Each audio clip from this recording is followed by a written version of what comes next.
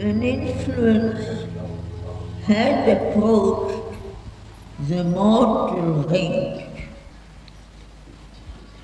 A boundless heart was near his longing heart. A mystic form enveloped his earthly shape.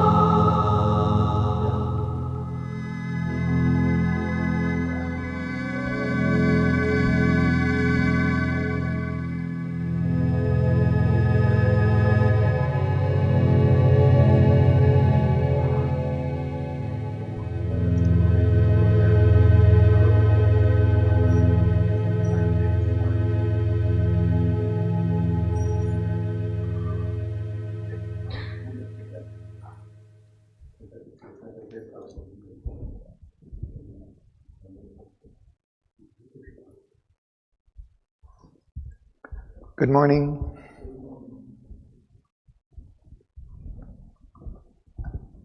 So we're reading in Book 3, the Book of the Divine Mother, Canto 4, the Vision and the Boon. We've come to page 338.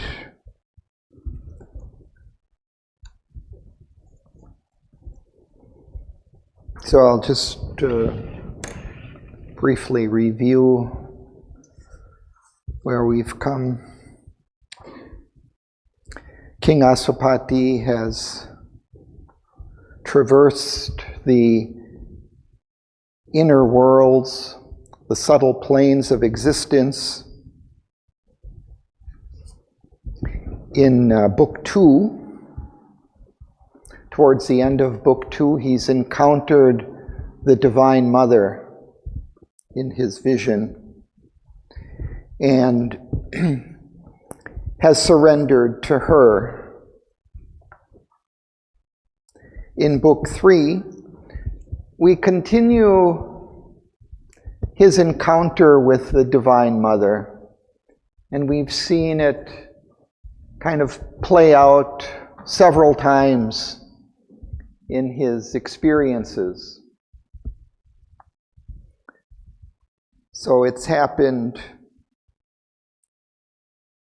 in, I think, each of these cantos of Book 3. In the last book, in the last canto, The House of the Spirit and the New Creation, it appeared as if Aswapati had entered into the supramental consciousness, that he was given a vision of the supramental worlds where all was divine and perfect, harmonious, beautiful, and full of delight. And he was made one with those worlds. He's living in a kind of a cosmic consciousness in which he's united with what he sees and experiences.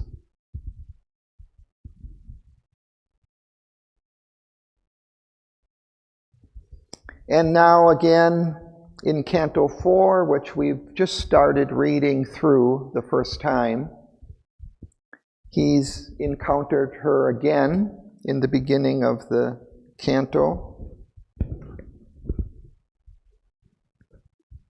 It says,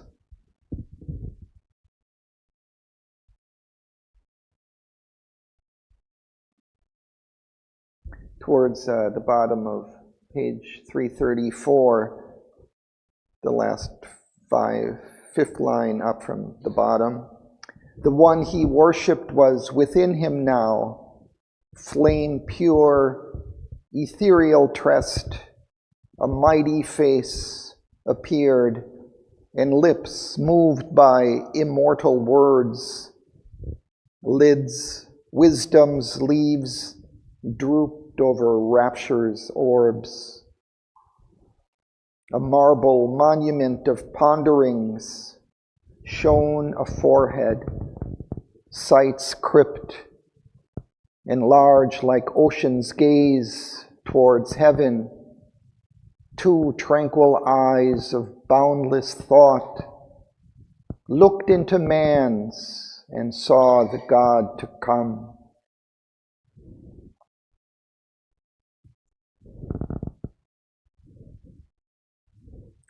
And then she speaks to him,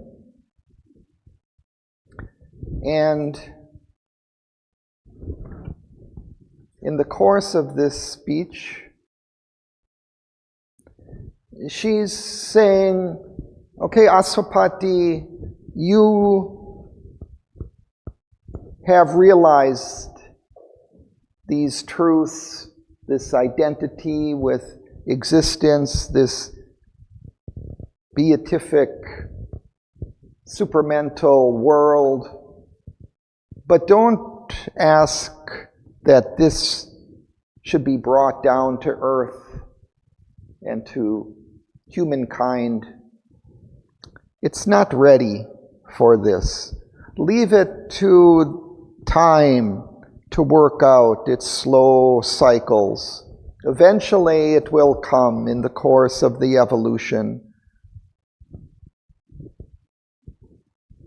And she says, now I don't ask you to leave the earth and to enter into this wonderful state, leaving the earth to its doom, to its suffering and pain. You continue on earth and work for the slow cycles of time to work these things out until earth is ready. She says at the bottom of page 335, how shall thy mighty spirit brook repose while death is still unconquered on the earth and time a field of suffering and pain? Thy soul was born to share the laden force. Obey thy nature and fulfill thy fate. Accept the difficulty and godlike toil. For the slow-paced, omniscient purpose live.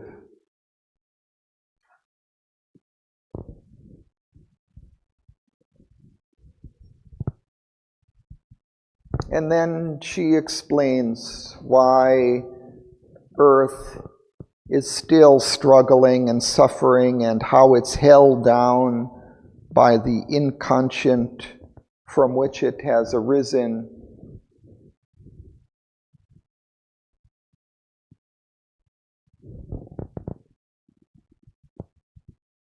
So it's too early for earth. So she's continuing. I don't have the line number, but it's about 10, 12 lines down from the top of page 338. We begin, even when a glory of wisdom crowns his brow. Would you like to read? page 338, about 12 lines down, even when a glory.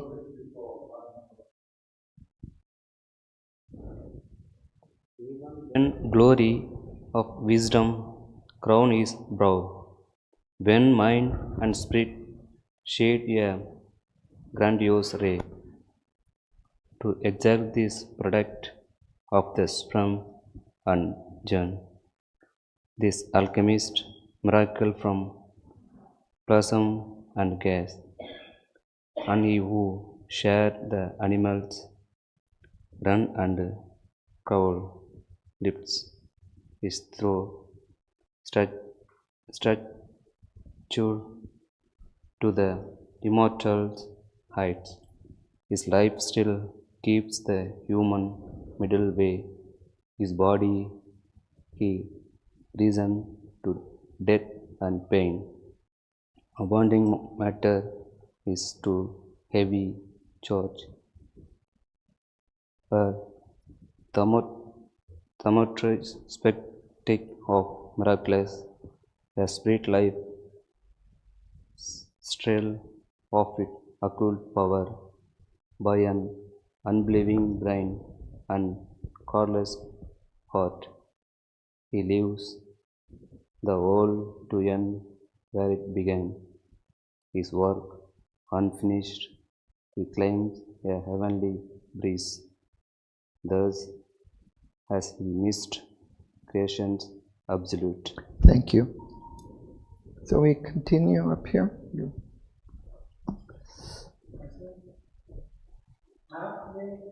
Okay. Oh. Halfway he stops his star of destiny, a vast and vain, long-tried experiment in an ill-served high conception, doubtfully done. The world's life falters on not seeing its goal, a zigzag towards unknown, dangerous ground, ever repeating its habitual walk, ever retreating after marches long and hardiest victories without sure result, drawn endlessly, an inconclusive game. In an ill-fitting and voluminous robe, a radiant purpose still conceals its face. A mighty blindness stumbles, hoping on, feeding its strength on gifts of luminous chance. Because the human instrument has failed, the Godhead frustrate sleeps within its seed, a spirit entangled in the forms it made. His failure is not failure whom God leads. Through all the slow, mysterious march goes on, an immutable power has made this mutable world. A self-fulfilling transcendence treats man's road. The driver of the soul upon its path, it knows its steps, its way is inevitable. And how shall the end be when God is guide? Thank you. However man's mind may tire or fail his flesh, a will prevails, cancelling his conscious choice. The goal recedes, a burnless vastness calls, retreating into an immense unknown. There is no end to the world's stupendous march. There is no rest for the embodied soul. It must live on, describe all time's huge curve. An influx presses from the closed beyond, forbidding to him rest and earthly ease. Till he has found himself, he cannot pause. A light there is that leads, a power that aids. Unmarked, Unfelt it sees in him and acts. Ignorant, he forms the all. Eternal word, a mask of wisdom circles through his brain, perturbing him with glimpses of half divine. Yeah? He lays his hand sometimes on the unknown. He communes sometimes with eternity. Thank a you. strange and Thank you. grandiose symbol was his birth and the immortality and spirit room.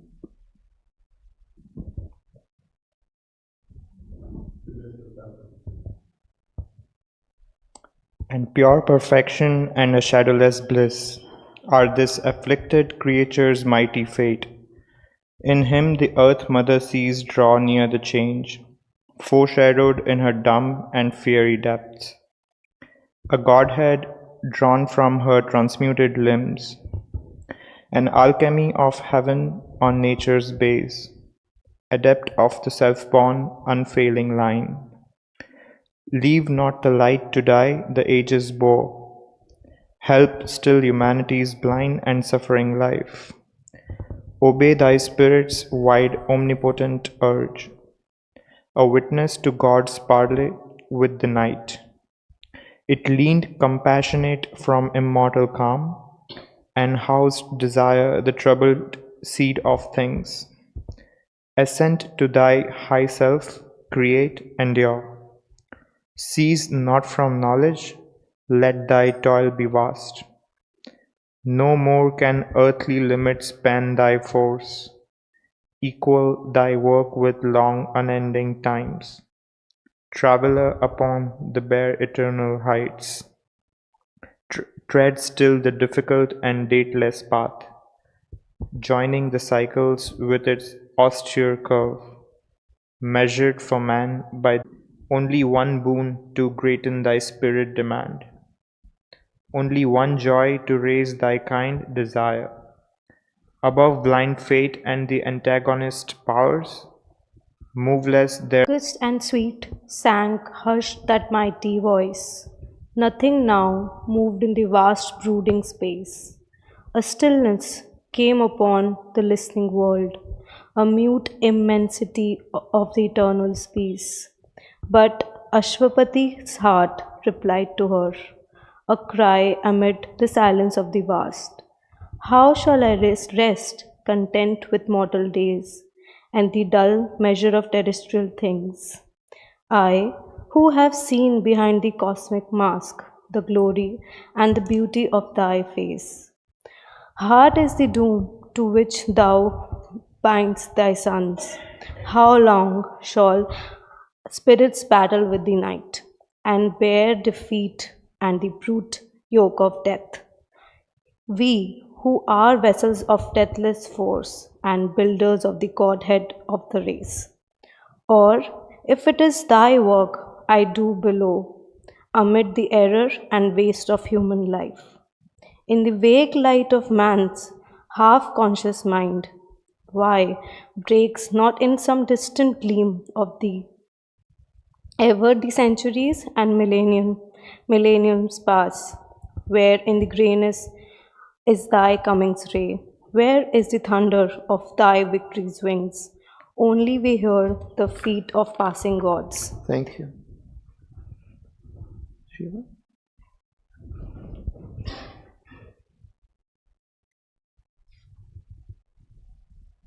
A plan in the occult eternal mind, mapped out to backward and prophetic sight.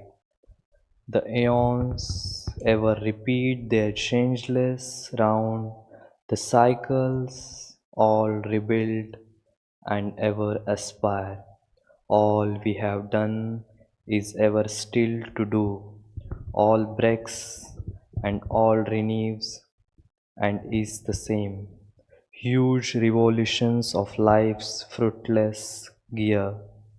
The newborn ages perish like the old, as if the sad enigma kept its right, till all is done for which this scene was made, to little the strength that now with us is born, to faint the light that steals through nature's leads, to sand the joy with which she buys our pain in a brute world that knows not its own sense, thought tracked upon the will of birth we live, the instruments of an impulse not our own, moved to achieve with our heart's blood for price, half knowledge, half creations that soon tire. Thank you.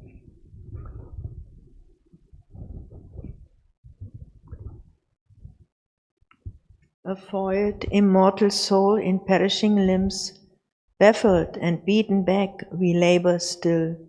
Annulled, frustrated, spent, we still survive. In anguish we labor that from us may arise a larger seeing man with nobler heart, a golden vessel of the incarnate truth, the executor of the divine attempt, equipped to wear the earthly body of God, communicant and prophet and lover and king. I know that thy creation cannot fail, for even through the mists of mortal thought, infallibly are thy mysterious steps, and, though necessity dons the garb of chance, hidden in the blind shifts of fate she keeps the slow, calm logic of infinity space, and the inviolate sequence of its will. All life is fixed in an ascending scale, and adamantine is the evolving law. In the beginning is prepared the close. Thank you. This strange, irrational product of the Maya, this compromise between the beast and God, is not the crown of thy miraculous world. I know there shall inform the inconscient cells at one with nature and at height with heaven, a spirit vast as the containing sky, and swept with ecstasy from invisible founts, a God come down and greater by the fall. A power arose out of my slumber cell, abandoning the tardy limb of the hours and the inconstant blink of mortal sight.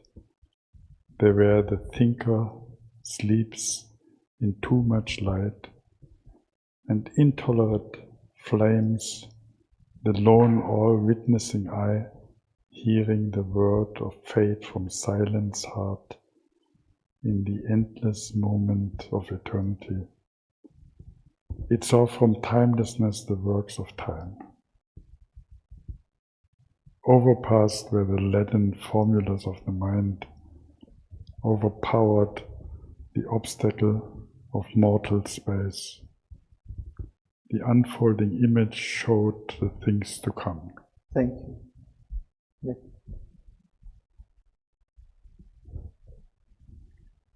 A giant dance of Shiva tore the past. There was a thunder as of worlds that fall.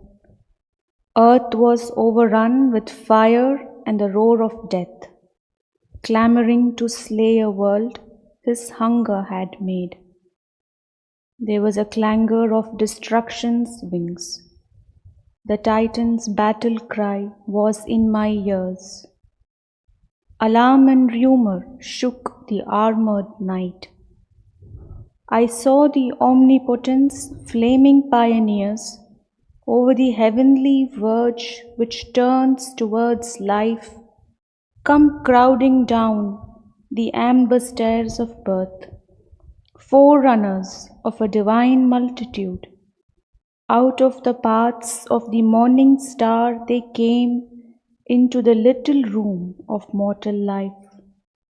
I saw them cross the twilight of an age, the sun-eyed children of a marvelous dawn, the great creators with wide brows of calm, the massive barrier breakers of the world, and wrestlers with destiny in her lists of will, the laborers in the quarries of the gods, the messengers of the incommunicable, the architects of immortality. Thank you. Pradeep. Into the fallen human sphere they came, faces that wore the immortal's glory still, voices that communed still with the thoughts of God, bodies made beautiful by the Spirit's light, carrying the magic word, the mystic fire, carrying the Dionysian cup of joy, approaching eyes of a diviner man, lips chanting an unknown anthem of the soul, feet echoing in the corridors of time.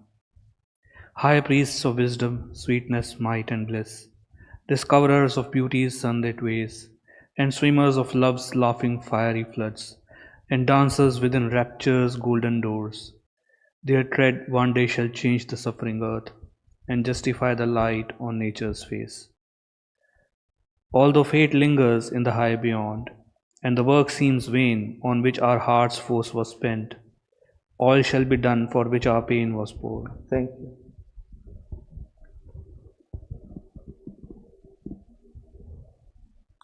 Tinika?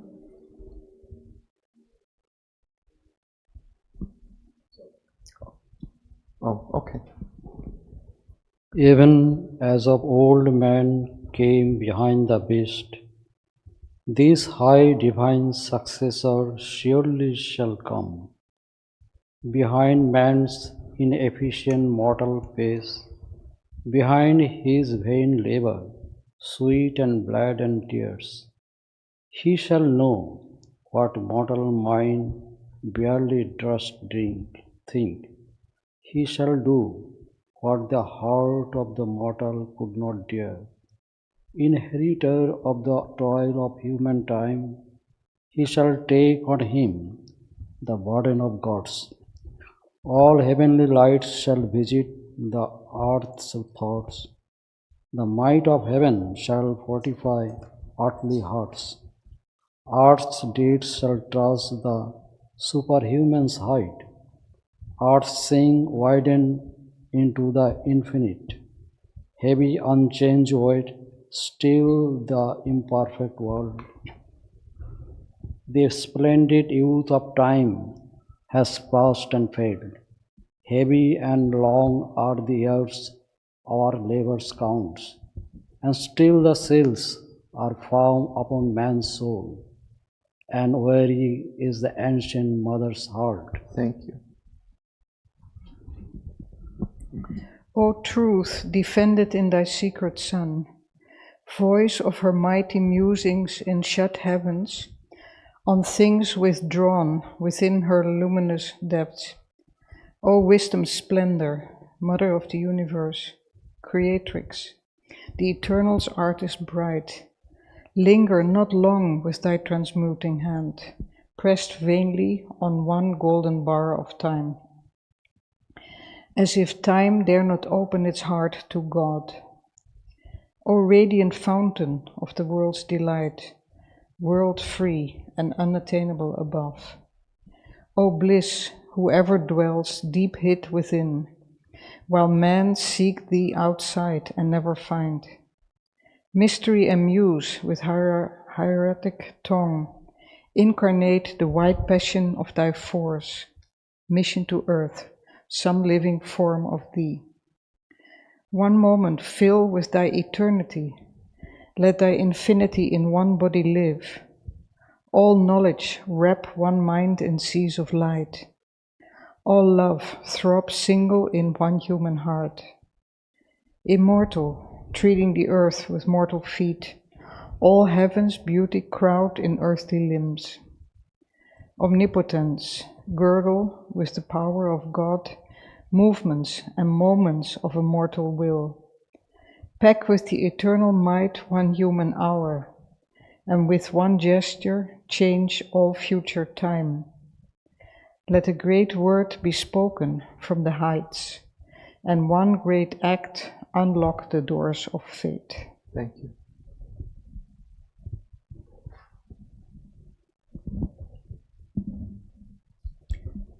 His prayers sank down in the resisting night, oppressed by the thousand forces that deny, as if too weak to climb to the supreme.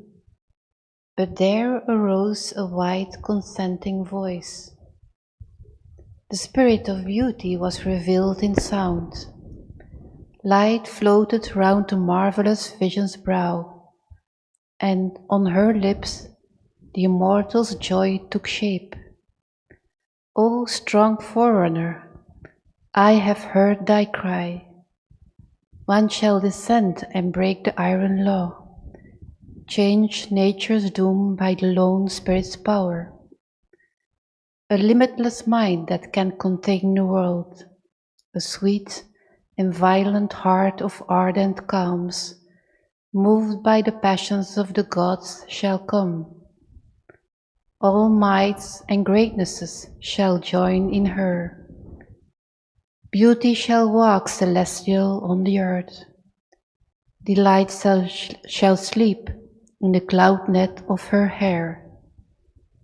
And in her body, as on his homing tree, immortal love shall beat his glorious wings.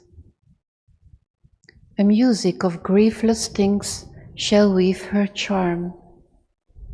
The harps of the perfect shall attune her voice.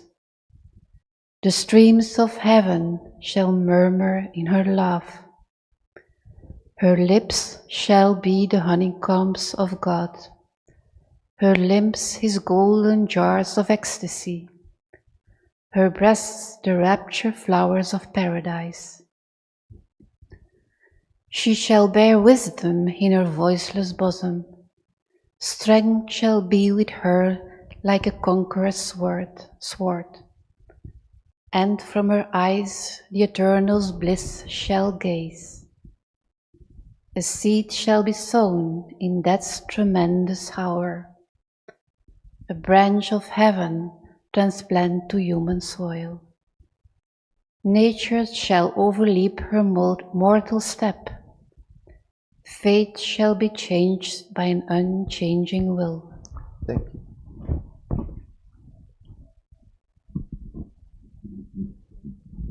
As a flame disappears in endless light, immortality extinguished in its source, vanished the splendor, and was stilled the word. An echo of delight that once was close, the harmony journeyed toward some distant hush, a music failing in the ear of trance, a cadence called by distant cadences, a voice that trembled into strains withdrawn, her form retreated from the longing earth, forsaking nearness to the abandoned sense. Ascending to her unattainable home, lone, brilliant, vacant lay the inner fields. All was unfilled, inordinate spirit space. All was unfilled, inordinate spirit space. Indifferent, waste, a desert of bright peace. Then a line moved on the far edge of calm, the warm-lipped, sentient, soft terrestrial wave. A quick and many-murmured moan and laugh came gliding upon the white feet of sound. Unlocked was the deep glory of silence's heart. The absolute, unmoving stillnesses surrendered to the breath of mortal air. Dissolving boundlessly, the heavens of trance collapsed to waking mind. Eternity cast down its incommunicable lids over its solitudes remote from remote from ken, behind the voiceless mystery of sleep. The grandiose respite failed. The wide release Thank you.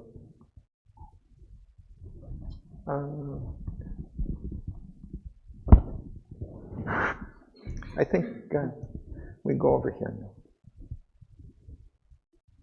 You want to read?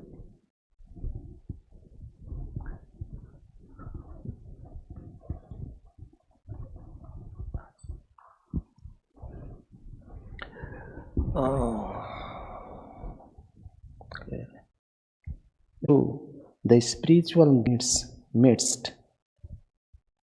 Once more, he moved amid material scenes, lifted by limitations from the heights and in the pauses of the building brain, touched by the thoughts that skim the fathomless surge of nature and wing back to hidden shores. The eternal seeker in the aeonic field, besieged by the intolerant press of hours, again was strong for great swift-footed deeds. Awake beneath the ignorant vault of night, he saw the unnumbered people of the stars and heard the questioning of the unsatisfied flood, and toiled with the form maker, measuring mind. A wanderer from the occult invisible suns, accomplishing the fate of transient things, a god in the figure of the arisen beast, he raised his brow of conquest to the heavens, establishing the empire of the soul on matter and its bounded universe as on a solid rock in infinite seas. The Lord of life resumed his mighty rounds in the scant field of the ambiguous globe. Thank you. So now we'll go back to the beginning of the canto, page 334.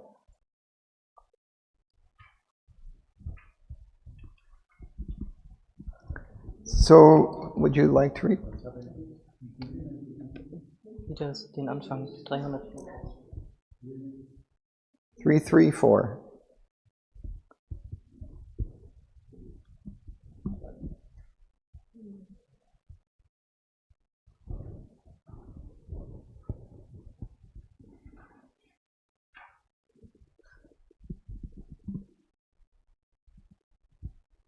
Canto 4.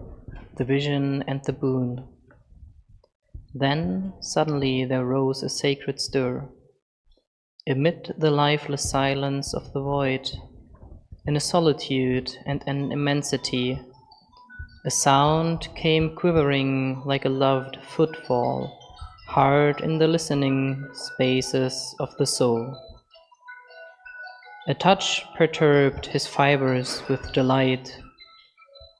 An influence had approached the mortal range. A boundless heart was near his longing heart. A mystic form enveloped his earthly shape. All at her contact broke from silence's seal.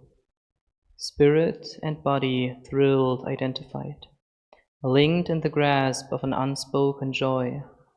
Mind, members, life were merged in ecstasy. Intoxicated as with nectarous rain, his nature's passioning stretches flowed to her. Flashing with lightnings, mad with luminous wine. All was a limitless sea that heaved to the moon. Thank you. So we'll just pause there for a minute or two. You can reread, contemplate.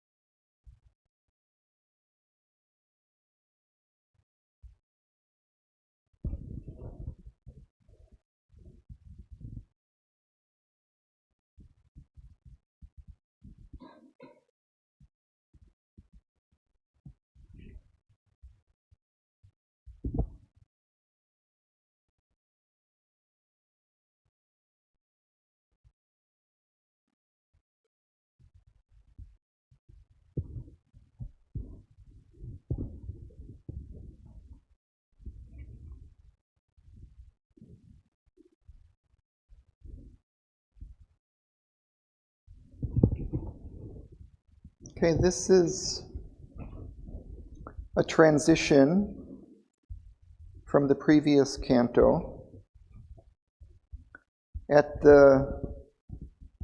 In the previous canto, towards the end, it described Aswapati's experience of being divided into two aspects. One, his vision, his experience up above in the supramental plane. And below, he was experiencing his body on earth, still hampered, limited by the obscurity of the earth plane. And just at the end of the canto,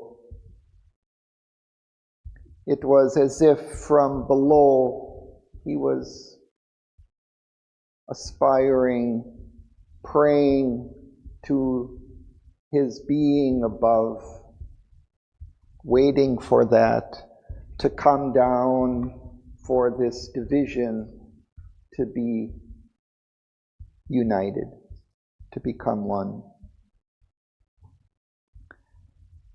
So at the beginning now of this canto, he senses this descent of something from above.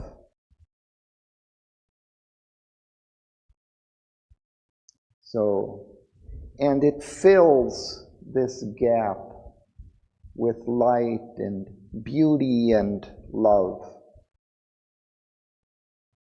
So suddenly there rose a sacred stir amid the lifeless silence of the void, in a solitude and immensity. A sound came, quivering like a loved footfall, heard in the listening spaces of the soul. A touch perturbed his fibers with delight. So it's describing here the descent, the experience of the Divine Mother coming down. An influence had approached the mortal range. So this force, this light, this beauty and love are descending into the lower mortal range. A boundless heart was near his longing heart. The mystic form enveloped his earthly shape. At her contact broke from silent seal, spirit and body thrilled, identified, linked in the grasp of an unspoken joy. Mind, members, life were merged in ecstasy. So he unites with that delight, that Ananda coming down from above, intoxicated as with nectarous rain. His nature's passioning stretches flowed to her, flashing with lightnings, mad with luminous wine. All was a limitless sea that heaved to the moon.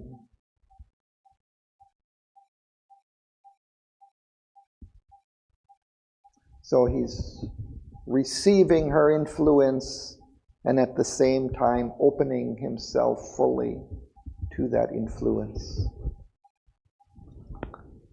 So we continue the next.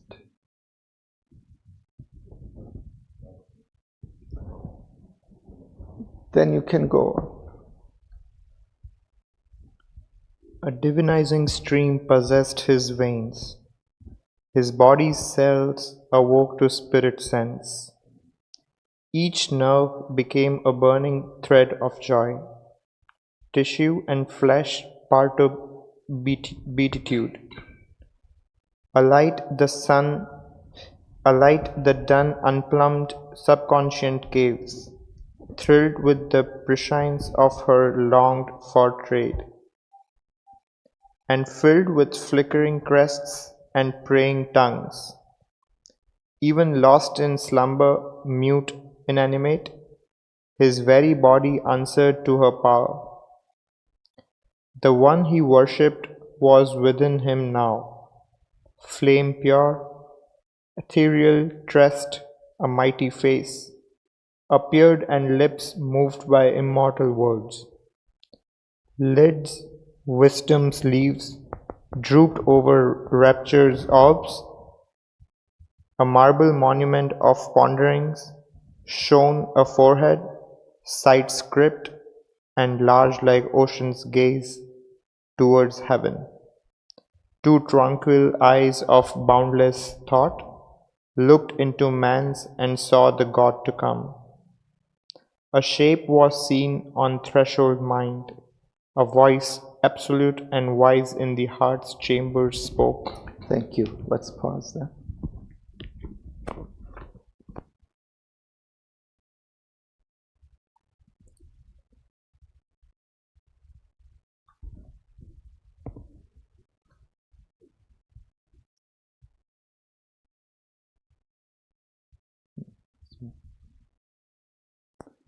Not yet, just a little. No, we'll just wait a little bit longer, and I'll comment on this.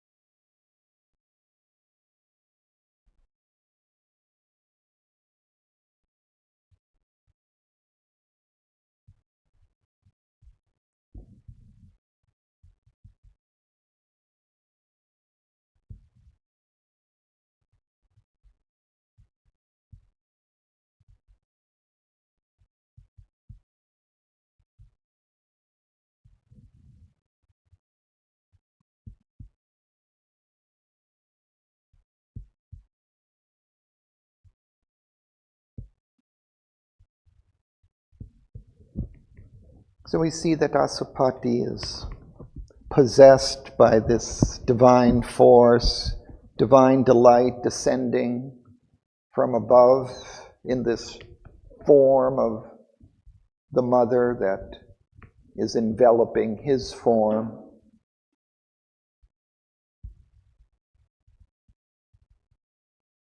And his body's cells awoke to spirit sense. Each nerve became a burning thread of joy. Tissue and flesh partook beatitude. See that he's identifying with this presence, even at a physical level.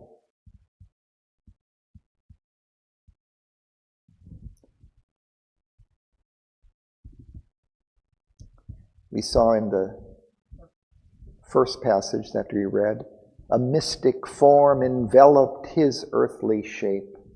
It's as if she's just taking form in him, around him.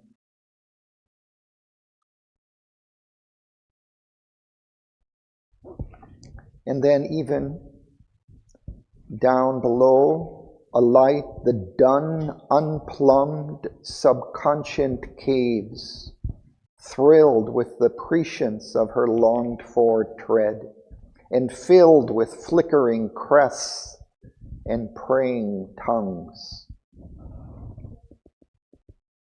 So even his subconscient depths of his being, of his body, dun is dark and gloomy. Gloomy.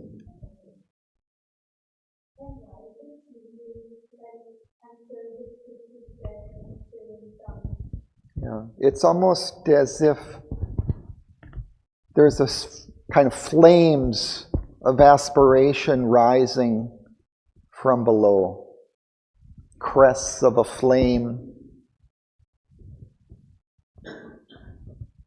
tongues of a flame. Sometimes we speak of that also. Would you say that this particular ecstatic trance that he's having now, compared to the other one he had previously when his mother touched him again, now he's going deeper into the subconscious and pulling out of himself more in the form?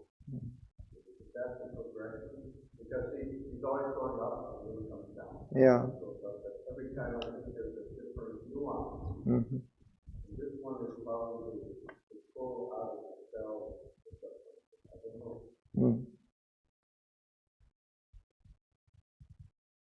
This one is a little more than Yeah.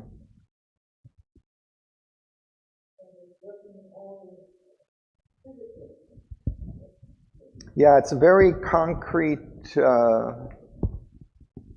kind of image or experience that he's having. It always starts suddenly with football. You know, I love football. Mm. Then the football comes again. Mm. Always you get some subtle echo or thing. Mm. And it comes. Mm. And then he sees her. So then he describes this vision of her that he has. The one he worshipped was within him now. He's almost identified with her. Flame, pure, ethereal, tressed. Tressed are like locks of hair that are flowing down, but what's flowing is this heavenly beauty, a mighty face appeared and lips moved by immortal words. So she's going to speak, and lids her eyes, wisdom's leaves, drooped over rapture's orbs, over her delightful eyes. A marble monument of ponderings shone a forehead, sight's crypt, and large like ocean's gaze towards heaven, two tranquil eyes of boundless thought looked into man's and saw the God to come.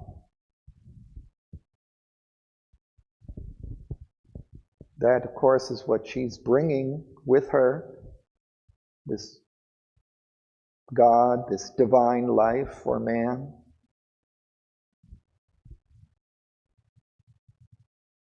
A shape was seen on threshold mind, a voice, absolute and wise, in the heart's chambers spoke. So now she speaks.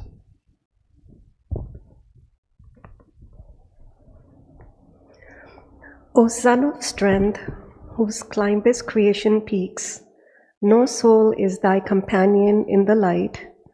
Alone thou standest at the eternal doors. What thou hast won is thine, but ask no more. O Spirit, aspiring in an ignorant frame, O voice arisen from the inconsistent world, how shalt thou speak for men those hearts are dumb? Make purblind earth the soul's seer vision's home, or lighten the burden of the senseless globe. I am the mystery beyond reach of mind. I am the goal of the travail of the suns. My fire and sweetness are the cause of life, but too immense my danger and my joy. Awake not the immeasurable descent, speak not my secret name to hostile time. Man is too weak to bear the infinite's weight. Truth born too soon might break the imperfect earth. Leave the all-seeing power to hew its way. In thy single vast achievement reign apart. Helping the world with thy great lonely days. Thank you. Let's pause there.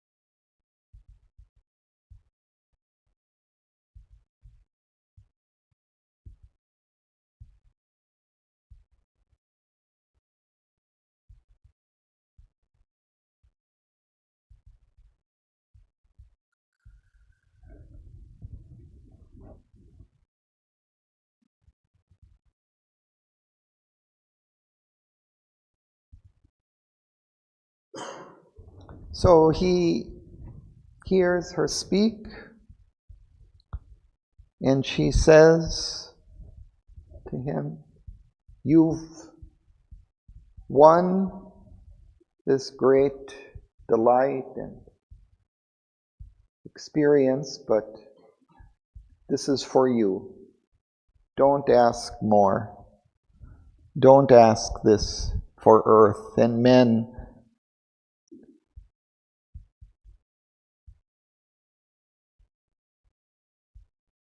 How shalt thou speak for men whose hearts are dumb? Make purblind earth the soul's seer vision's home.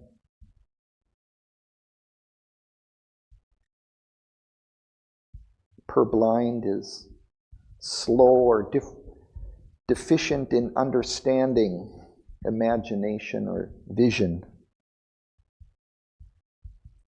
This ignorant earth, the soul's seer vision's home, or lighten the burden of the senseless globe.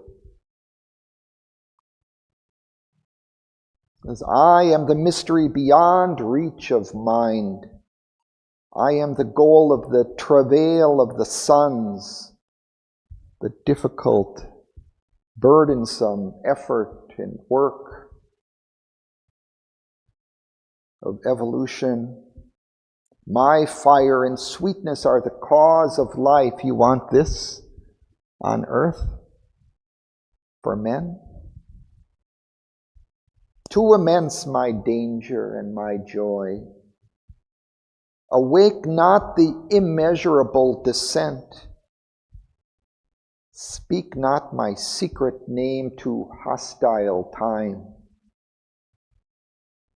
Man is too weak to bear the infinite's might. Truth born too soon might break the imperfect earth.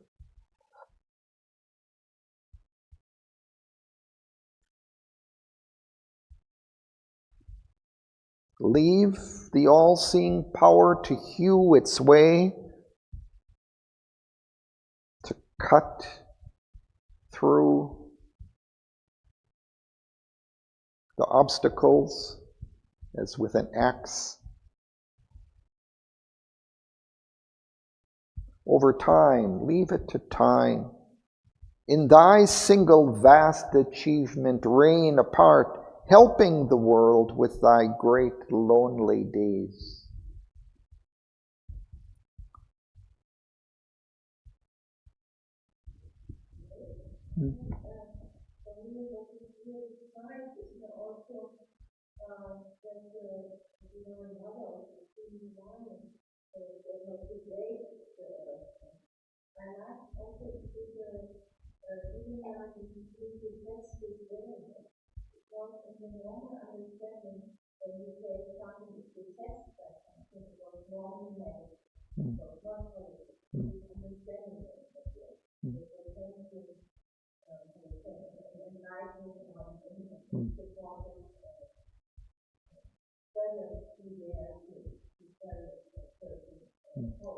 Right.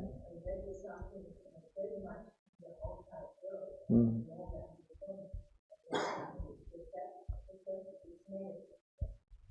Well, it depends on what you're possessed by.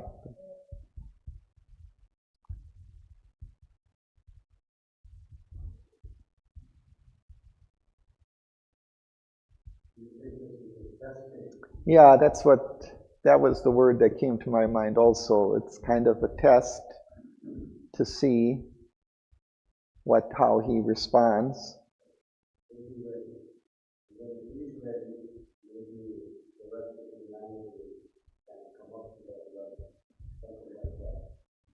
Yeah, I had this thought also coming, something I've read recently, about the supermental force, that when it comes, it doesn't have to break things when it comes. It doesn't have to come with its full force. It can hold back whatever it wants to hold back. See, that's the beauty of the supermental force. It doesn't have to impose itself all at once. It can gradually awaken. It can work wherever there's an opening, and it can lift in a all-wise, compassionate way the world to its fulfillment. It works with a great power. It has the omniscient or omnipotent power behind it, but it's also all-wise, all-knowing. It knows the limitations that are there. It can work with them.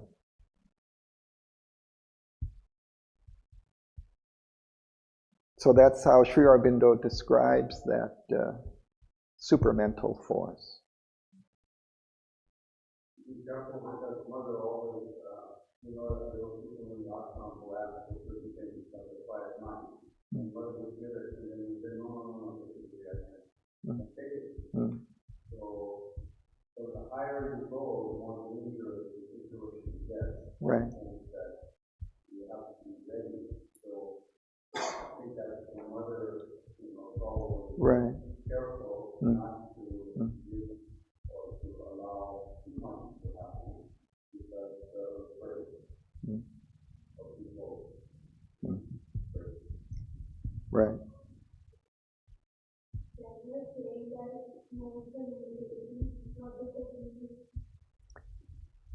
It's an all-knowing, all-powerful force, and it's descending onto Earth, and Earth is much like it's described here. It's ignorant, it's limited, it's in love with its limitations even. And so this force can come. Eventually she agrees at the end of the canto to come and not wait. He implores her, don't wait for long, unending time. Work through all these cycles of time. We've been waiting for millennia already, centuries pass, and still you don't come. And then she consents that she will be born here on earth. So it can work with our limitations and raise us individually and collectively with a compassion and a wisdom, taking us as far as we can go at any particular moment.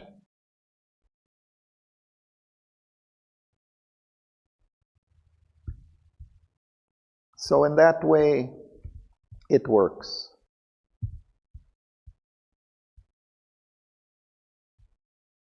So let's continue.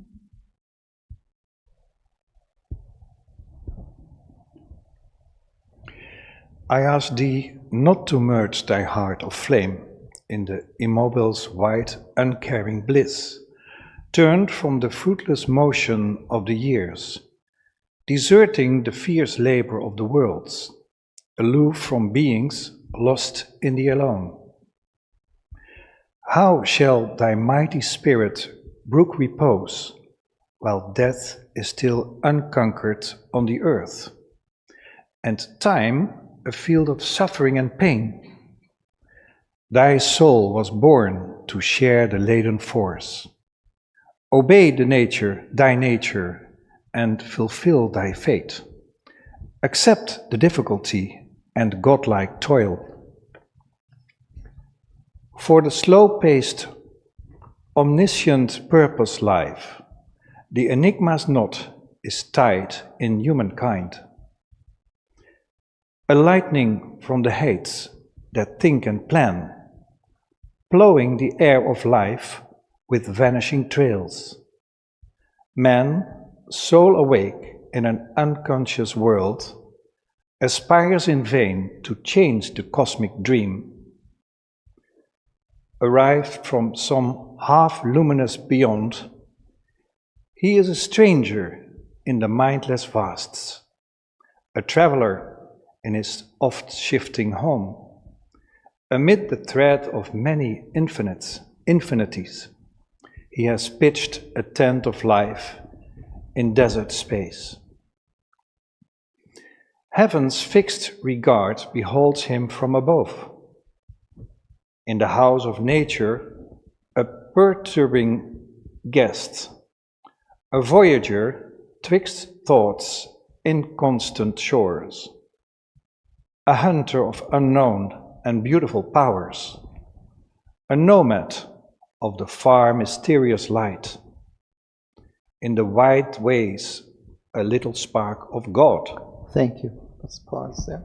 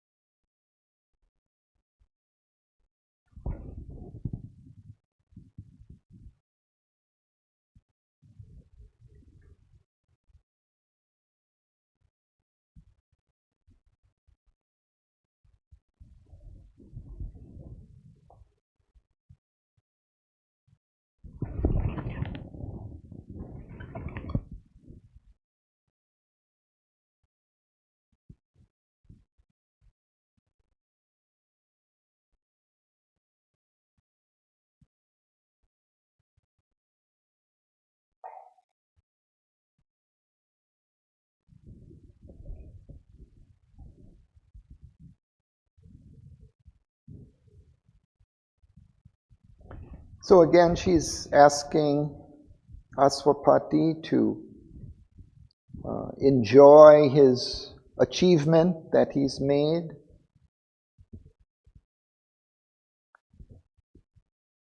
And she says, I ask thee not to merge thy heart of flame in the immobile's wide, uncaring bliss. She says, I'm not asking you to enter into the transcendent bliss above the world, not partaking in the world's evolution and its suffering and difficulty. No, you're not made for that kind of escape from the world. You're here to share the burden of life. Thy soul was born to share the laden force. Obey thy nature and fulfill thy fate.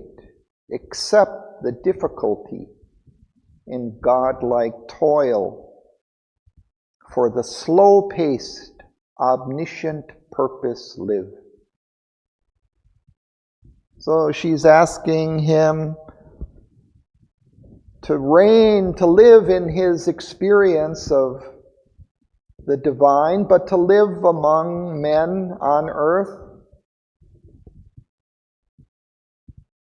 to help in a human way, or shedding his light on others. And it's interesting description how Sri Aurobindo describes mankind here at near the top of 336. He says, the enigma's knot is tied in humankind. And then it describes humankind. A lightning from the heights that think and plan. So man is like a lightning bolt coming down from the heights, from the mental heights, the heights that think and plan, from the mental plane, plowing the air of life with vanishing trails. Man, soul awake in an unconscious world. So it's as if mankind has descended here from the mind planes. He is conscious, awake, living here among the lower life forms, the unconscious world. And he's come into this world and he aspires in vain to change the cosmic dream. He's arrived from some half-luminous beyond. It's not fully luminous. It's from the mind planes. It's not from the heights of the spirit. He is a stranger in the mindless vast. He's a stranger here in the mindless earth, a traveler in his off-shifting home, amid the tread of many infinities. Many infinities are moving here, and he's pitched a tent of life in desert space. Heaven's fixed regard beholds him from above. But in the house of nature, he's a perturbing guest, a voyager twixt thoughts, inconstant shores, a hunter of unknown and beautiful powers, a nomad of the far mysterious light, and in the wide ways a little spark of God.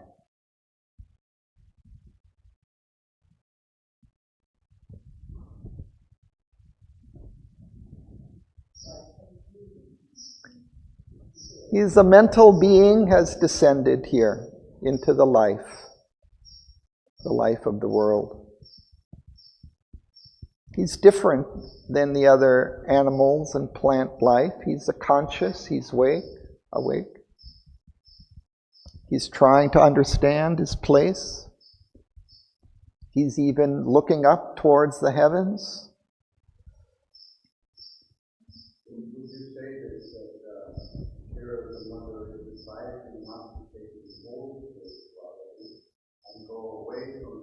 Mm. Right. Mm. Stay grounded. And so this is a description of how we are grounded in this situation. And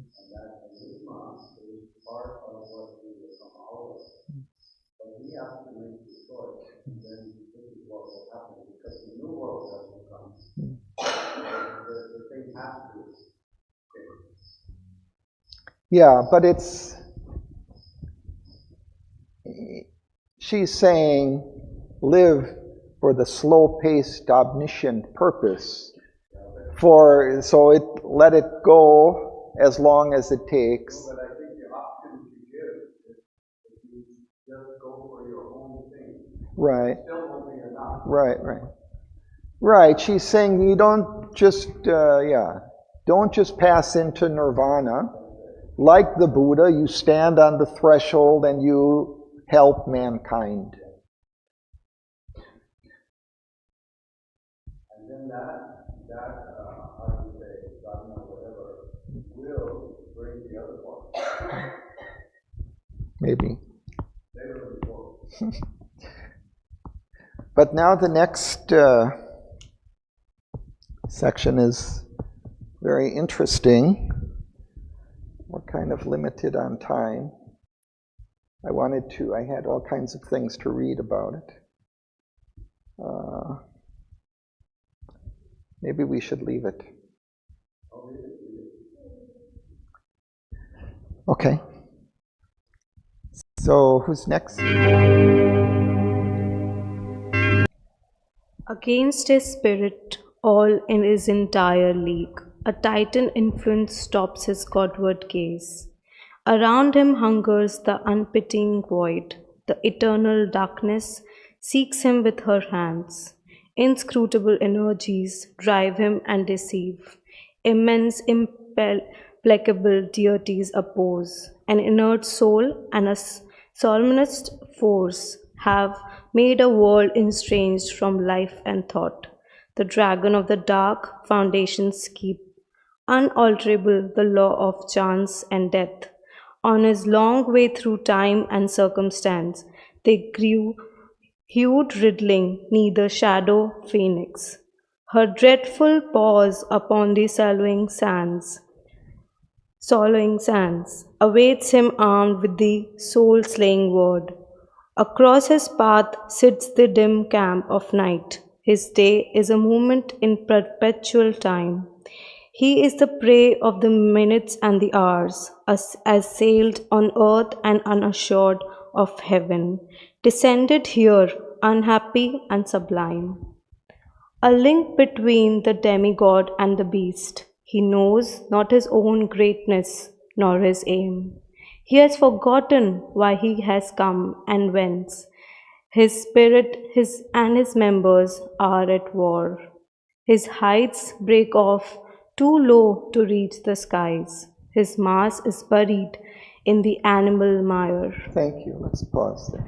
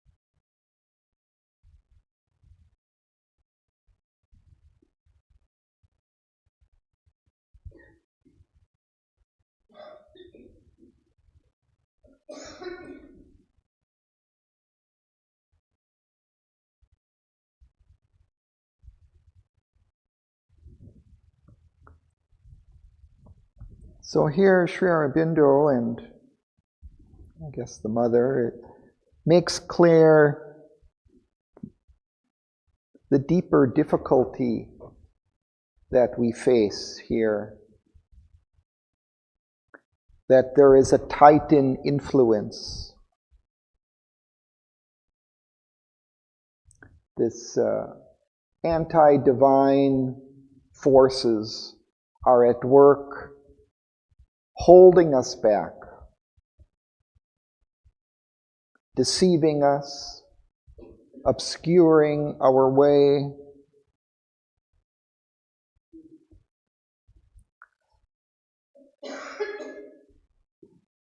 There's the gray-hued, riddling nether shadow sphinx.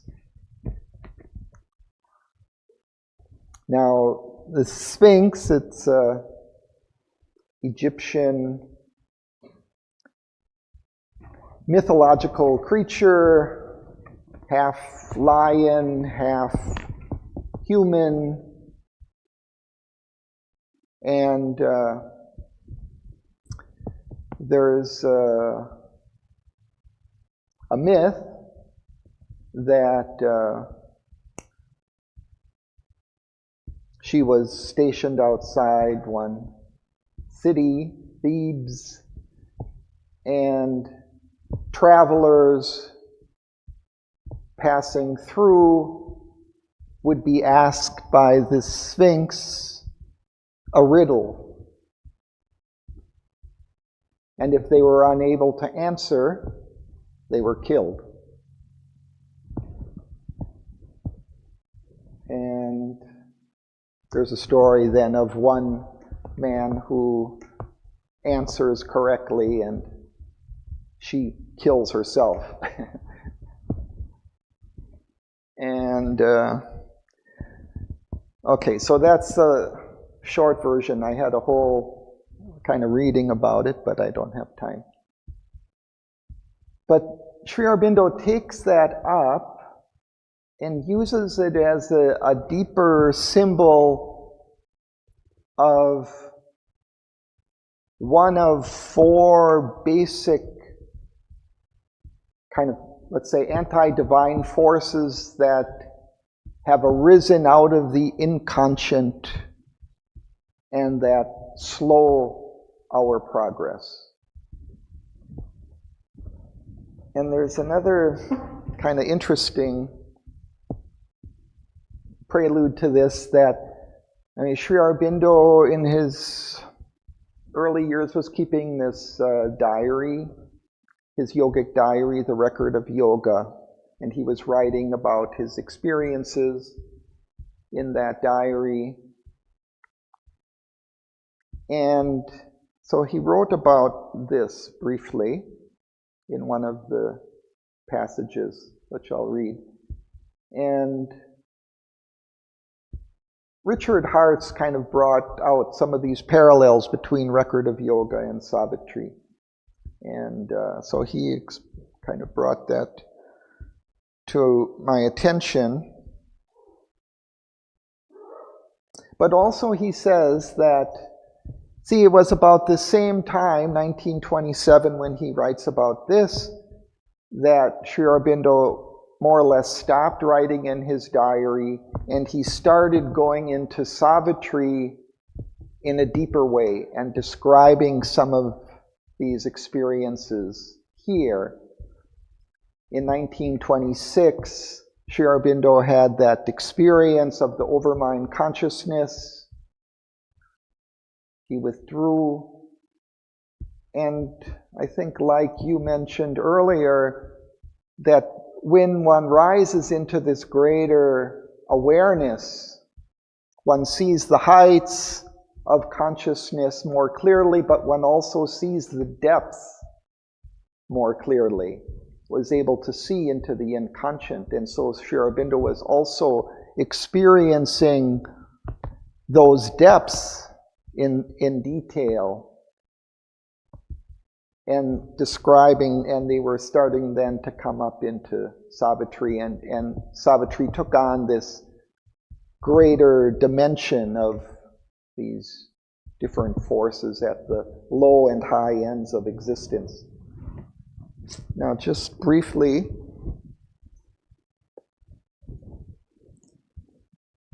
Sri Aurobindo's entry from January 27th, 1927. Today, a great revival of vertiginous rapidity of progress in many directions. the attack of obscurity, resistance of the universal inconscience, refusal of the universal inertia, obstruction and conservatism of the material negation. These are the powers of the inconscient, are beginning to lessen, and even where they persist and intervene, cannot resist the progress. The past effects may still continue for a time. The future is not theirs. The four powers that resisted now appear more clearly. The dragon of the nether foundations, who preserves the old law intact till the will of the Supreme is manifested. The Sphinx of the eternal questioning, the night of the eternal negation, the rock, and then he puts in parentheses, stone Purusha, inert Shiva, of the eternal inertia.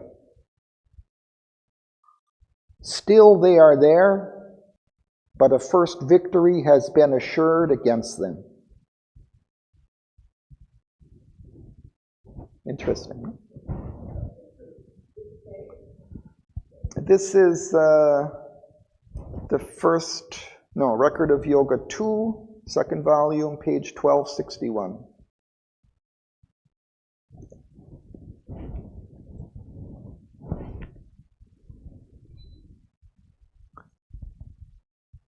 So we'll stop there for today.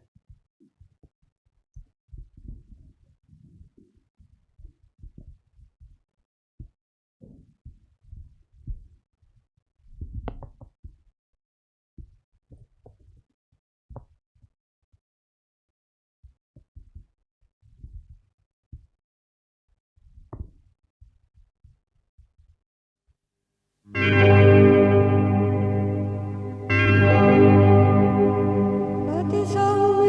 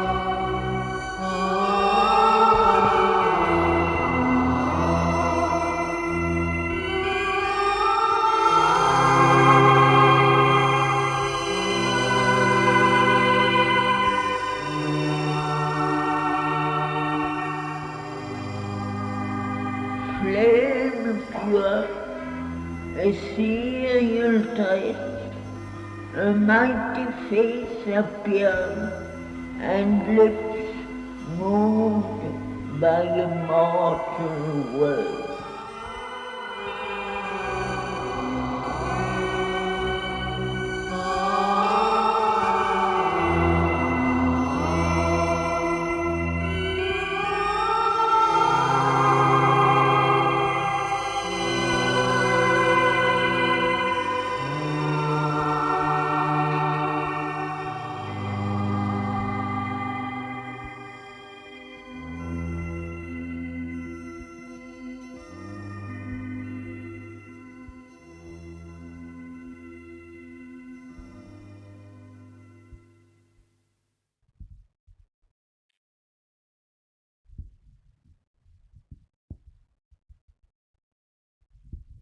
Thanks to